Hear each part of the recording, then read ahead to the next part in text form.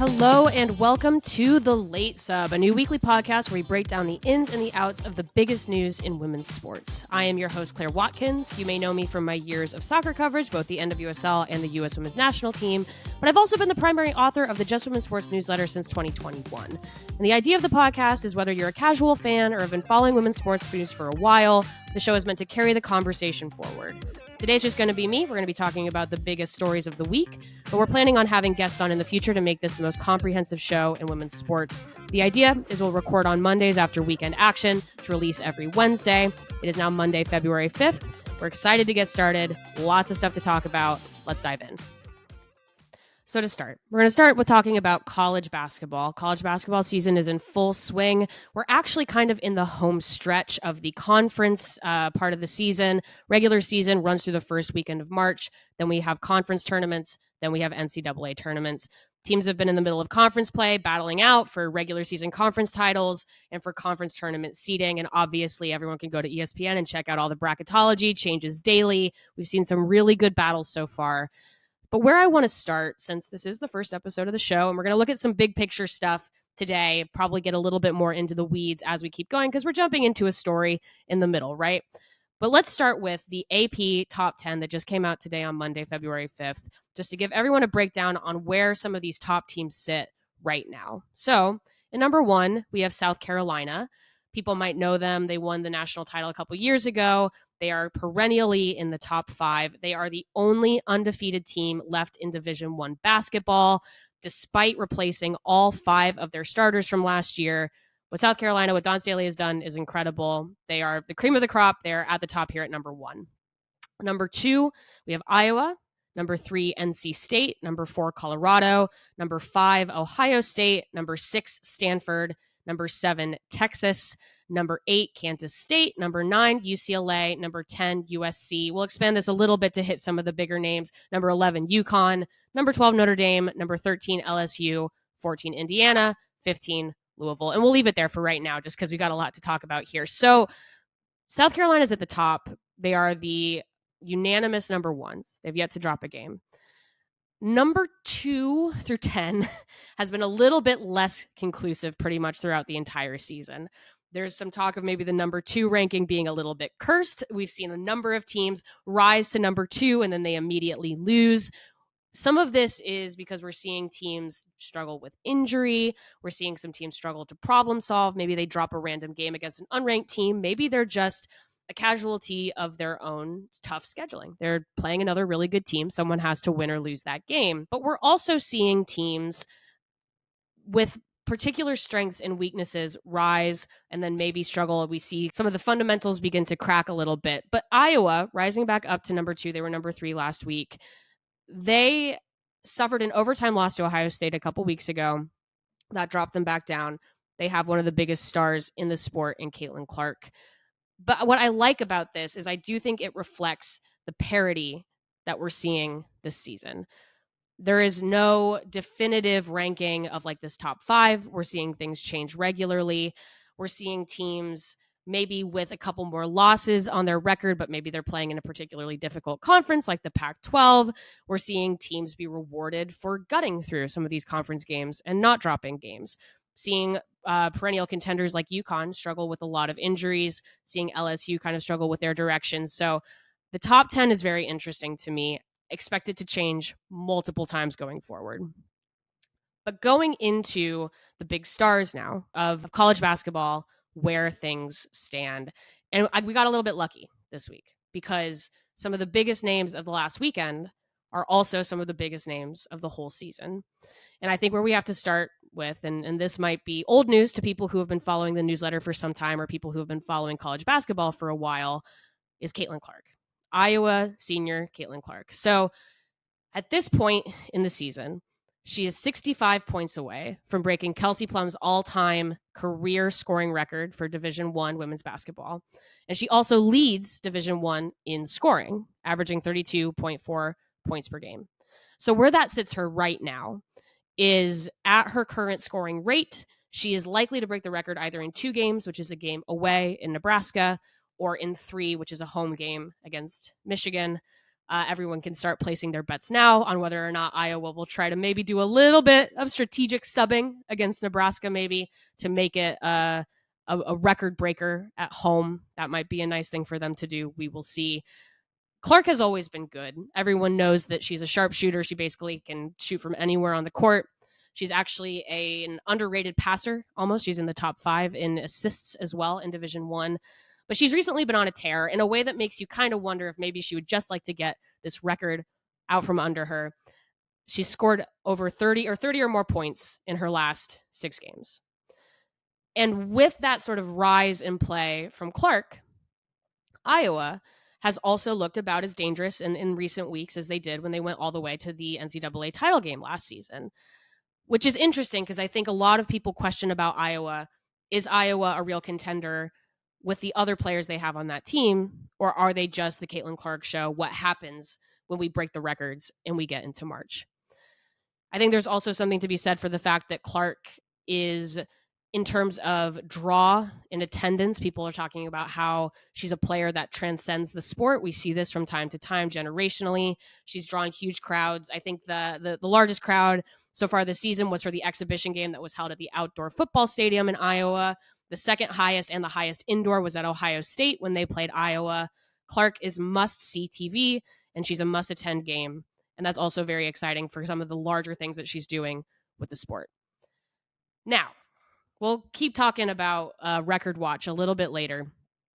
But there are some other bigger picture things with Clark that I think people are interested in, especially as the weeks tick off. And maybe she does pass this record, and maybe Iowa does do well in the NCAA tournament. Things like she's a 4th-year senior. She will have the ability to retain her eligibility for one more year due to COVID next year. She could come back to Iowa, or she could register for the WNBA draft. If she does so, people are pretty confident that she will be the consensus number 1 pick for the WNBA draft. There's been some misinformation. I think, again, you see things sometimes break containment in women's sports, and people talk about things that they haven't been in the weeds as much with what things look like for the landscape for athletes in women's sports. Things like NIL deals, will they carry with her? Obviously, national deals will. Regional ones, if she goes to Indiana, who has the number 1 pick in the WNBA draft, you think those would also follow her? Questions of, does she want to break the scoring record, or does she want to shatter it so that it can never be broken ever again? Does she want to hold that record forever? Questions of, what are her goals for raising her level and raising her competition level so that she can continue to chase records and accolades as a professional? So Clark at this moment is the star of the show. And she is the biggest singular storyline, I think people will agree, of this particular season of NCAA basketball. However, we saw another performance this weekend that was equally as incredible, and I think should make people excited not only to follow this season of college basketball, but many to come, which is Juju Watkins, the freshman out of USC. She's 18 years old, and she looks and feels like the face of a new generation of players coming into college basketball. There's a freshman class that they've been scoring, they've been assisting, they've been playing great defense. It's really exciting to see the sport move forward in this way, to see these freshmen come in. Watkins herself was the number 1 recruit coming out of her high school senior class. She scored 51 points against Stanford on Friday, which means that she already now holds the record for most points scored in a single USC women's basketball game. She's already flown past the record for games of 30 or more points per game as a freshman. That record was originally held, you might recognize the name, by the great Lisa Leslie. She sits second in points per game on the season, only behind Clark as a freshman. And USC still feels like a project in their early stages. They have one of the top recruiting classes coming in next year as well. They are building around Watkins. And I think what's really exciting is not only is she stepping into the role that they want her to step into for them, she is already looking like someone who, we're talking about Clark, we're talking about a senior, we're talking about someone who is getting ready to leave the league. And then immediately we're seeing this new freshman class come in, and you're already thinking to yourself, well, what can they achieve in 4 years? And Watkins' success is not, like I said, an anomaly, nor is she alone. She's maybe the biggest name, got the big program, scoring the most points, 51 points is the high across Division I for the season so far. But other freshmen have taken college basketball by storm as well. You've got Notre Dame's Hannah Hidalgo, South Carolina's Malaysia Fulwiley, you've got Texas's Madison Booker, LSU's Michaela Williams, and more. These girls are coming in, and they are not afraid of anything, and they each have their own special, unique talents. Like Hidalgo is a menace on defense.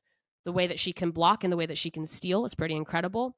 Fulwiley, she can do highlight reel plays, but she can also do basic fundamentals that get her team back into it. South Carolina is so difficult to break down and so difficult to beat. And you can't place too much on one freshman class in one moment, but I was struck, if we're doing kind of big picture stuff. We talk about how college basketball, we're already having this discussion of, is college women's basketball overtaking the WNBA in popularity? How are these stars translating to the professional game? And we talk about college basketball like it's arrived, and it's arriving 100%. But it was only a couple years ago that we were having the conversation of, can women's basketball use March Madness branding? Do they deserve to have the same facilities, the same weight room as the men's tournament? What does that look like? How are we investing in women's basketball versus men's basketball? And while the sport has grown immensely, and I hit again on just some of the top programs and the top names, we're seeing parity rise in real time. Dynasties. I mean, we talk about South Carolina. I think that you can call that a dynasty at this point, the way that they keep rising to the top, even when they're not expected to. But people remember the UConn dynasties of the past. We're seeing some of that be chipped away a little bit. The parity across, I want to say league, across the sport is really impressive. We're seeing different programs be able to recruit different talents and scout better. And we're seeing girls come up with better resources, better specializations. And I think that while we talk about Clark's achievements, I'm just really excited for what comes next. So that's some of the high level stuff in college basketball. We'll get more into the weeds as we go on. Like I said, we've got tournaments coming up. We've got conference tournaments, NCAA tournaments. But tap in. We've got some great conference matchups coming up and a couple more non-conferences to watch. That's the high level stuff on college basketball. We'll keep checking in with that as it goes on. We'll obviously keep an eye on Clark. We'll keep an eye on top programs. And now let's switch over to soccer. Okay, so now we're going to pivot over. We're out of a season and moving into a preseason. We're going to talk NWSL. The NWSL is in the second full week of its preseason. Teams started getting back into camps last week of January, first week of February. We're seeing teams make trips to warm weather because it's chilly here in the United States in many different areas. And this gives us a chance to take, again, another nice kind of high-level look at the NWSL offseason, which, to the league's credit, has really become a year-round conversation, which for me, I've been covering the league for a while now. And I remember when things would really go dark. You would play the NWSL championship. You'd maybe have some trades happen. Things would go quiet around the holidays, maybe pick up in earnest around draft day, which is usually the first or second week of January. With free agency coming in, the league saw its second year of free agency in the offseason. Things have really exploded in a way that I think is fun to see. We're seeing player agency. We're seeing good deals being struck for top talents. We're seeing signings more than we're seeing trades. Or if we do see trades, many of them are done with player input. It's been a strong offseason for the NWSL, in my opinion. I think people might be familiar with, they had the suspended season in 2020. The year after that, the league was rocked with investigations of scandals at the coaching level, which had a serious impact on the league's reputation and also just the mental and emotional health of many of the players in the player pool. We saw a lot of change in 2022 pulling out of that when we had the SoCal teams come into the league. But it was not always necessarily in the most positive environment. We were seeing players having to leave clubs where they had had bad experiences and maybe move to clubs where they've had better ones. The Southern California teams have been very successful on the field, which is very exciting. And then we move into this 2023-2024 offseason after that first year of free agency last year. And it feels kind of like we're stabilizing a little bit. And I think there are a number of factors to that. Many of them are not just about the players, though the players are obviously the primary thing that people tune in for, but you look at some of the things that have opened up and some of the things that have stabilized in the NWSL, and they're pretty important. One being, I think, coaches, right? I think you go back to having these years where coaches were being dismissed due to misconduct, or you had coaches being dismissed just for toxic work environments. You had coaches being dismissed for results, which, as you do in professional sports. And what we saw this offseason is either a certain amount of stability and also approaching other top talents who might want to come into the league. And to shout out some of those, the Chicago Red Stars, who finished last year, they picked up former Jamaica head coach Lauren Donaldson, who did quite well with Jamaica in the 2023 World Cup. People might remember they made it out of the group stage, which was incredible. The Washington Spirit made a huge swing. They dismissed Mark Parsons for results and hired Jonathan Heraldez of FC Barcelona. He will be joining the team later this year after he finishes FC Barcelona's season in Europe. That's an incredible hire. That's Michelle Kang making waves 100%. We saw Laura Harvey and Casey Stoney both see their names sort of in the conversation for the new open Chelsea job because Emma Hayes is leaving to join the U.S. women's national team.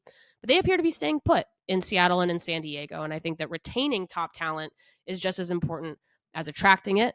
It indicates that owners are committed not only in giving coaches the salaries that they need, but also the resources that they need to succeed. I think that that's really important.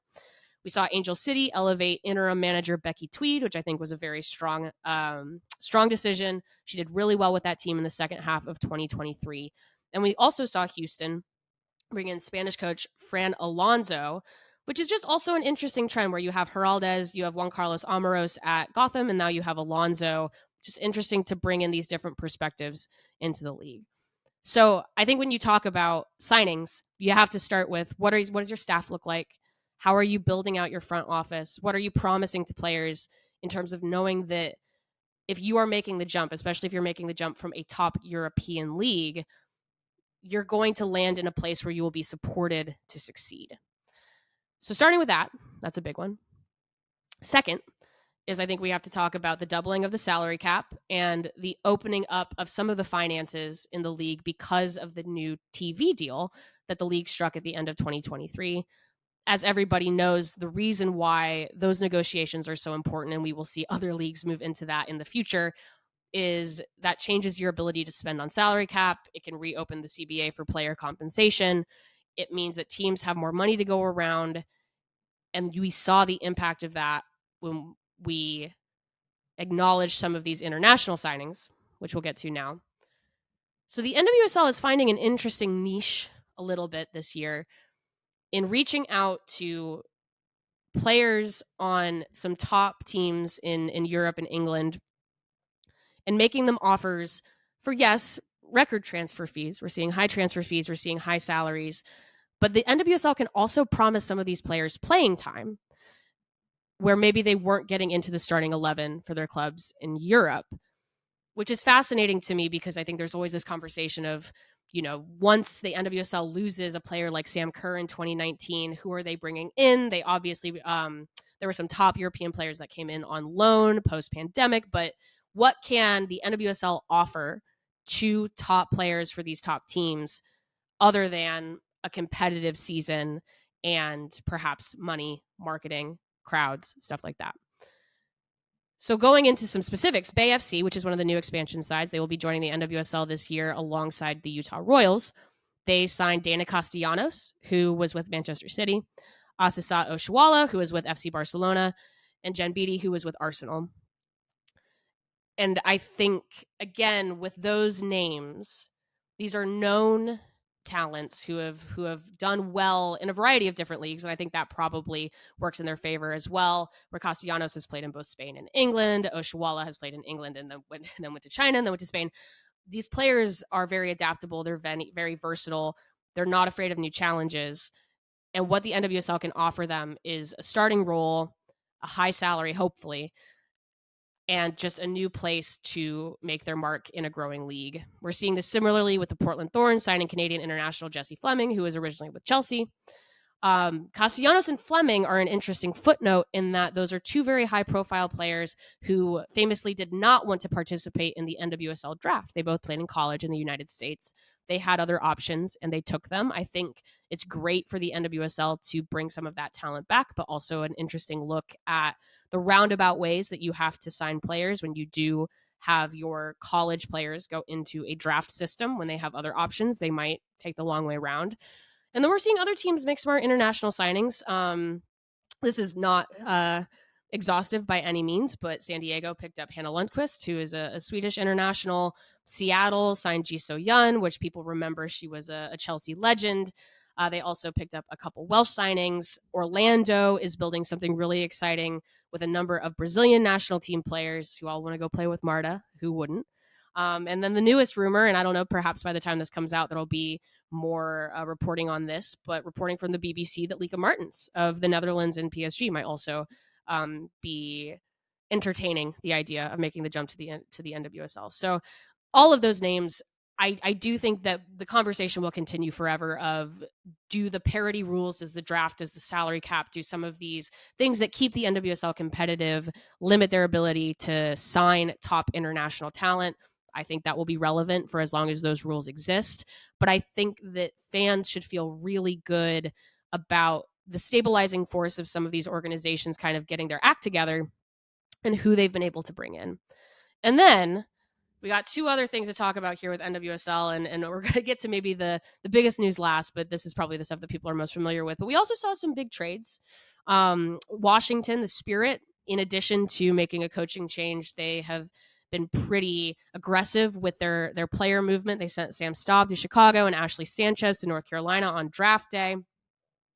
They are being bold in wanting to create the roster that they think Heraldez will do well with. Orlando sent Messiah Bright to Angel City, which was upon player request. They also signed Simone Charlie, who was with LA through free agency. Portland sent Rocky Rodriguez to LA, where there was some speculating that maybe that was to open up some of the cap and transfer space to sign Fleming. So we're seeing the trade mechanism hopefully be used. We're still seeing some friction of that with player agency, and I think that that's also a relevant conversation going forward. But some of that big motion, if you want to sign one player, you have to move a different one. It's a tenet of American sports, and that can really shake things up around the league as well.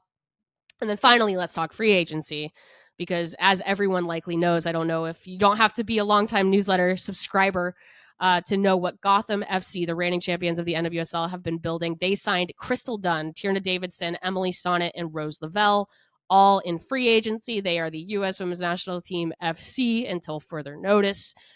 They also picked up some smaller free agents, like someone like Ellis Stevens, who did well for Chicago in the past, and they also executed some trades, like they executed a trade for Seattle Reign FC defender Sam Hyatt. So Gotham is fascinating to me. I'm going to be real with everybody. I don't know exactly how it worked on the books. They re-signed some veteran players late. They did obviously send Christy Mewis out to West Ham to the WSL, so they got that off their books. They got Ali Long off their books. She left through free agency, and they got Ali Krieger off their books, obviously, through retirement. But I think it's a very different proposition to come into a season as a juggernaut as it does as an underdog.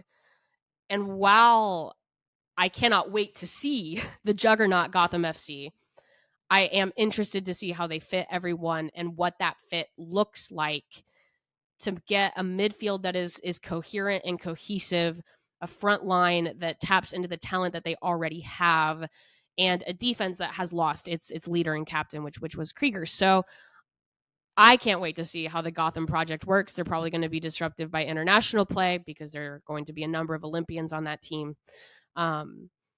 But yeah, I think if we're talking about the team that everyone's probably looking at to see what they can do, it is Gotham.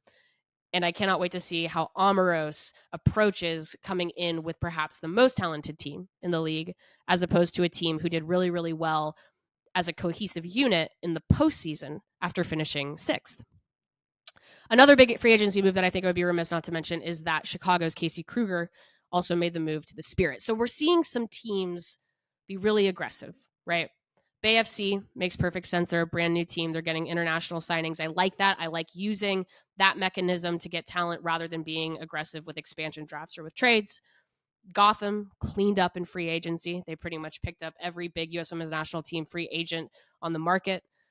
We've seen Washington have some come in and some come out. And I think they are trying to look very, very different than the team that won the NWSL championship in 2021, which I think they believe sets them up for much more long-term success. If it works, it could be something unlike the NWSL has ever seen. We are getting close to the beginning, if you can believe it, of the regular season to the NWSL. The new revamped Challenge Cup is coming up on March 15th. That will be between Gotham and San Diego. And then the regular season begins on March 16th. So stay tuned. There might still be some action in the offseason here. There are still some signings that might get finalized. Teams can sign, NWSL teams can sign all the way through the beginning of the season. So stay tuned to that. But I'm incredibly excited for the NWSL season. And I just love that we're talking about it year round because these players deserve it, and it's going to be a great year. So that's that on the state of soccer in the United States. We'll probably get some more international talk next week. But NWSL preseason, going to be great. And finally, we'll turn over to the WNBA.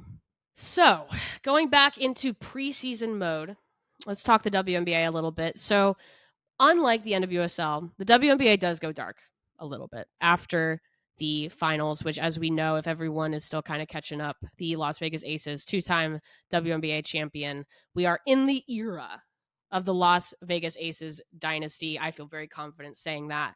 And I think as we get into some of these free agency moves, the Aces are always kind of looming over, I think, the decisions that are being made by some of these other teams. We're seeing teams pull talent together to think about how do you compete when the standard has been so set by the Las Vegas Aces. We're only a couple days in.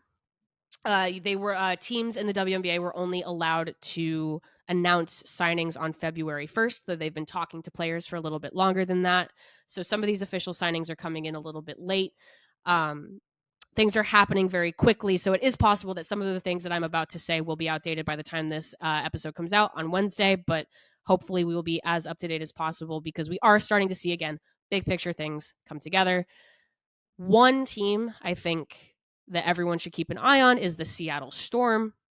They had a rough year last year. They lost Sue Bird to retirement. They lost Brianna Stewart to free agency. They committed to building around Jewel Lloyd, who's an incredible player. And we're starting to see that come into fruition here now. Skylar Diggins-Smith, who was possibly the top point guard prospect in free agency, did announce that she is signing with the Seattle Storm. We are also seeing reports. I saw a report specifically from Annie Costabile at the Sun-Times that sources told her that Nneka Ogwumike is nearing a deal with Seattle. Her top three had been Seattle, New York, and Chicago via ESPN. Looks like she is closing in on making that deal with Seattle. So now we're talking about the Seattle Storm with Lloyd, Diggins-Smith, and Ogwumike. That is no longer a rebuild. That is a revamp. The Storm are coming for the postseason this year, it looks like. I think another project that's really interesting to look at is what the Phoenix Mercury is doing. They signed former Washington Mystics point guard Natasha Cloud. They also made a number of just good deals to rebuild this roster. They're still in the process of re-signing Brittany Griner, though there's no indication that that is not going to happen. Griner considers Phoenix her home. The Mercury, another team, they've got Diana Taurasi back on contract for 2024. They did not make the postseason last year. I do not think that is going to be the goal for this year. I think they want to be back in the mix for that top spot. I think everyone is interested in what the New York Liberty are going to do. As everyone remembers, they kind of put the super team together last year with Brianna Stewart, Jonquel Jones, Courtney Vandersloot, Sabrina Ionescu, Benijah Laney. They were the team of the offseason last year. They have done the work to retain as many of those players as possible. There have been reports that Jones is re-signing with the Liberty.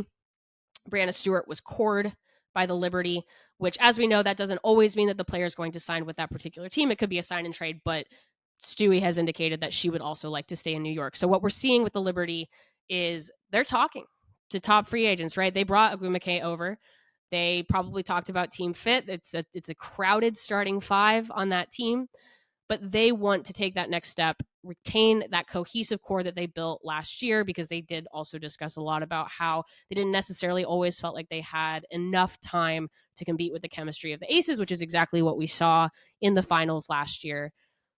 And so when you look at the larger landscape of the dub, and like I said, we're in the early stages, we don't have all of the answers here, but you see teams are looking at more of a, okay, how are we competing right now?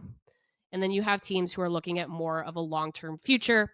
I think we did this big A block on college basketball. We talked about Caitlin Clark, the Fever, the Indiana Fever, who have the number one pick in the draft. This is the second year in a row they've had the number one pick in the WNBA draft. They signed Aaliyah Boston last year with that pick. The hope, and I think this is just me as a basketball fan, the hope is that Caitlin Clark makes the jump, and then we'll see Clark in Boston in Indiana next year.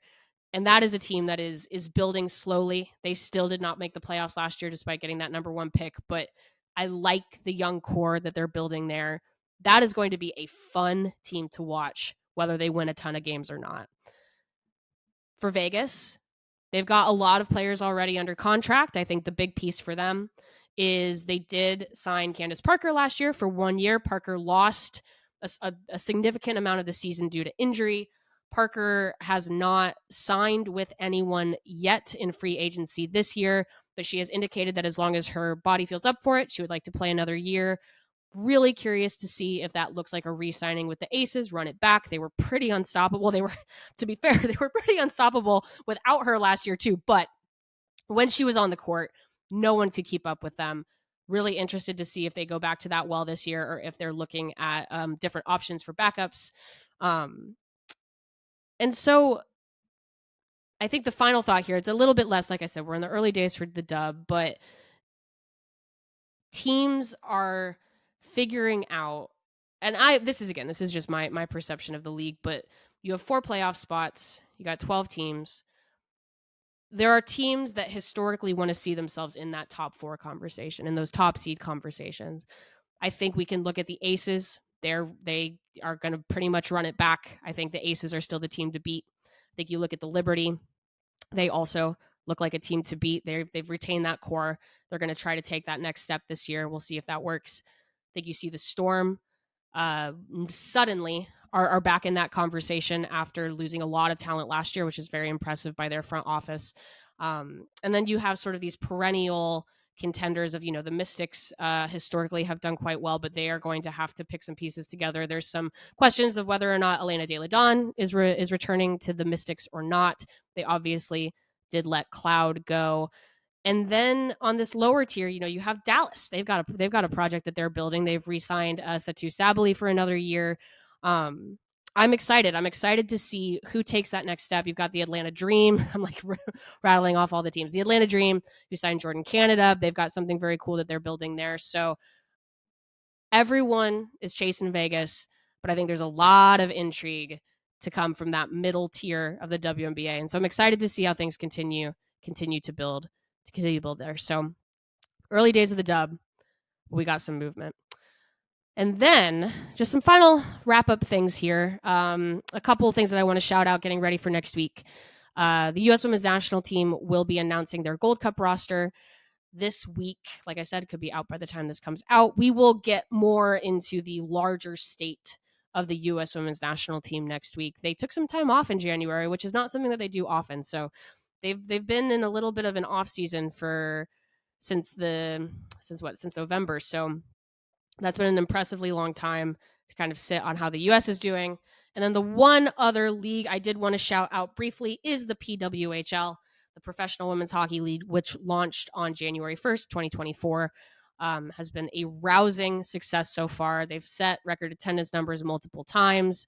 Really good games. I got to shout out. I'm a lifelong Midwesterner. I'm shouting out PWHL Minnesota. That's my team this year. But I think if you can get a chance to check out the PWHL, they broadcast on YouTube and they also have some local deals. That has been incredibly exciting. I think people have been waiting to hopefully see a stable home for the professional game in North America for some time, and PWHL is delivering. So that's all the news of the week and actually beyond. But I want to end with this. I want to end with one final thought. I'm trying this as a kicker. Like I said, it's episode 1. We're going to be trying some stuff out. We're going to see what works, see what doesn't. But maybe just something to leave a food for thought for fans to leave with going into next week. Probably when we come back, we will still not have Caitlin Clark will still not have broken that record. It'll be surprising to see if it happens before that third week of February. But I really liked what Kelsey Plum had to say about the record this week. She was speaking to Michael Vopel at ESPN, just asking for a thought about what it means to watch a player like Clark beat that record. And she said, I'm actually very grateful to pass that baton, very happy for her. She says, I remember, to be honest, the record itself was a low point in my life. I'm paraphrasing slightly, but she said it felt like a lot of pressure. My identity was kind of caught up in that record. I hope everyone in the media takes time to understand that Clark is not just a basketball player, but also a young woman that has feelings and emotions. She carries it with grace, but there's a lot to handle there. If anything, make sure that we show her love outside her performance. She'll break it. I'm excited for her. And I think Plum's perspective is obviously a really good one because she just went through this. I mean, it's not like this is ancient history. Kelsey Plum did this in 2017, and then she went number 1 in the WNBA draft, and it took her a couple years to kind of find her way as the Aces built this larger project that they've grown into this incredible team that you see today. That project wasn't done in a year. And I think the perspective is a good one because I think Clark's rising status has been incredibly good for women's basketball. It's been really good for women's sports. But I was joking earlier in the show about it sort of breaking containment where there's maybe misinformation about how much money she's making or how she runs through a system or what that system is going to look like in the pros or where her mind is at about going pro, or people who, are speaking for whether or not she wants to move on to that next level or whether she should stay in college basketball. And those kinds of conversations are what make the sports world go round. And it's so good for women's sports that we're having those conversations around Clark. But I am interested in that main one of what does Caitlin Clark, WNBA player, look like? And I think we could see her do incredible things. I doubt she's going to be probably at the season average points per game that she's at now. That just doesn't happen in the dub. But she's a good passer. She's got good fundamentals. She's going to find a way to make that work when she goes. And so I think the story of Kelsey Plum, which was that she got a little bit lost in this pursuit of the record, and it actually impacted her first year or two in the WNBA, is one for Clark to learn from and one for all of us to learn from. Because as I said, we've got a new guard coming in basketball, and these are going to be big stars. These are going to be massive basketball stars going into the WNBA. And we got to remind ourselves that they're people first and they're kids, and not place too many expectations on what's going to happen in the future. And I think that's true across the board. So that has been the first episode of The Late Sub. Thank everybody for listening. You guys probably have, I've mentioned it multiple times. If you would like more women's sports news in your inbox, you can subscribe to the Just Women's Sports newsletter. I'm so thankful that we're being able to take this into the podcast realm. I'm really, really excited. I can't wait to get deeper, get into the weeds, talking about the things that people care about, and talking to some of the people that people care about eventually as well. So thanks everyone for tuning in, whether you found this because you have listened to JWS podcasts before or you're familiar with the other news work that we do. I appreciate y'all for listening. Stick with us as we kind of figure out the best way to do this, but hopefully this has been illuminating, and I cannot wait to see you all back next week.